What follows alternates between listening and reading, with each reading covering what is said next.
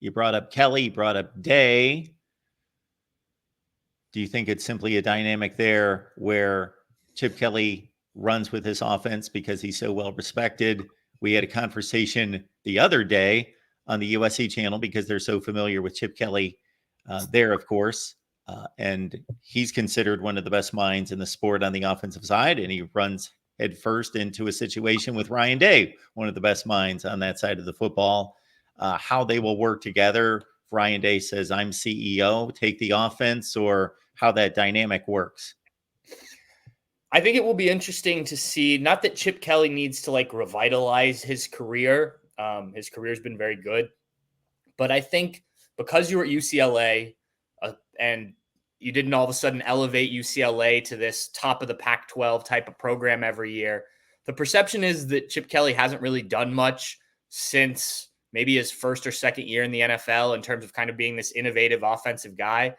And that's really not the case. I believe UCLA finished 31st or 32nd in total offense last season, which if you look at the recruiting rankings and kind of the talent composite that we do at 247 on what he had on the offensive side of the ball, it's actually pretty good achievement with this UCLA team. I think now you bring him into Columbus. It's still Ryan Day's offense, but Chip Kelly is going to add some things here and there, especially in the run game, I think.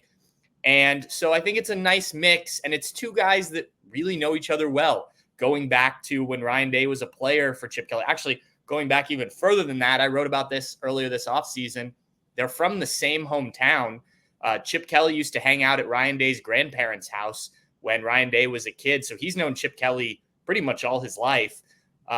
That can be a good thing, that can be a bad thing, depending on how their relationship is. It seems to be very good, but there also seems to be the willingness to, butt heads at times if you think there are certain things that need to get done, and maybe the other guy sees something a little bit different, which I think is important in a coaching world.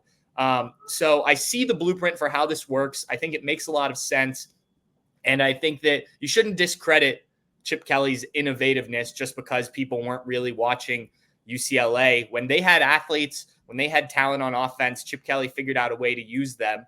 And I think now you go to Ohio State where you're only going to have more of those.